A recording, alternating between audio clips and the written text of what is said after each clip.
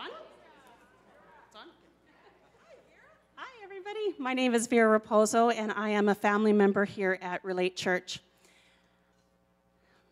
It is my joy to be able to share with you how God changed my life right to the very core of who I am today.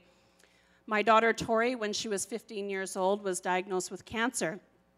And that first diagnosis, I thought, as devastating as it was, we're going to get through this. God is with us. He's going to pull us through, and everything's going to be okay. And she got all her tests and scans done, and everything came back clear.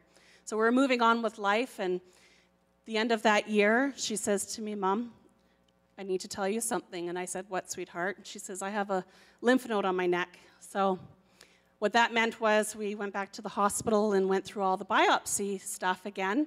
And 4 days before Christmas, I got the phone call from the oncologist, and she had been diagnosed again with cancer, so she had relapsed. Christmas went by, go into the hospital, the oncologist looks at me and he says, "Vera, we're coming at this all guns blazing." And what that meant was she was going to receive more chemo, 28 sessions of radiation, and a stem cell transplant. The week before transplant, she was given such a mega dose of chemotherapy. She said, "Mom, you took all 10 months that I went through and put it into that week. That's what the pain I went through." We wiped out her bone marrow, and that night, before she went into isolation, I was walking through the hallways, and there was a couple of moms there, and they were crying, and I said, "What's wrong?" And they said that a 14-year-old girl had passed away from the exact same treatment that my daughter was just going in for. And that morning when we rolled into the isolation room, I did not know if we were even going in the same room. So the doctor, she had all these tubes coming out of her heart, out of her arms, and she was so drugged that she was just sleeping. And they gave me the lowdown and set up her machinery and walked out the door. And I was standing there with my daughter. She's sleeping, and I'm at the end of her bed, and I'm looking down at her, and I'm going, I don't see my 16-year-old daughter. I see the baby girl that I held the first day that she was born. And it was right then in that moment, because I did not know how things were going to turn out for my daughter, that God spoke to me and he said, "Vera, there's work to do, and I require so much more of you."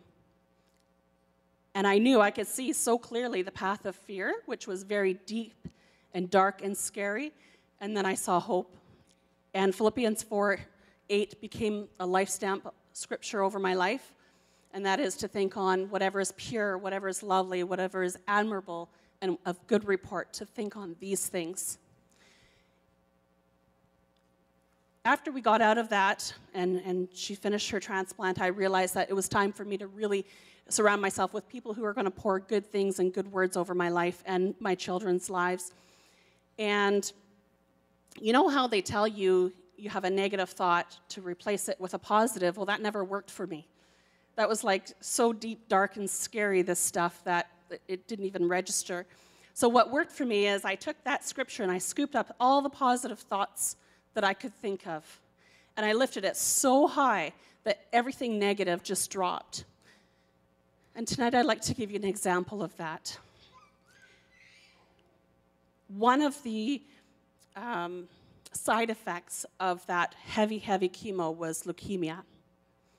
I've hardly even spoken about this. That's a big word. But you know what? My daughter is strong. God is with us. Hope deferred makes the heart sick, but when the desire comes, it's the tree of life. Jesus is the healer. Those words drop. So I'd like to encourage you tonight that if there's anything that you're going through that is so big and scary, that always know that God is with you. There's always something to be thankful for.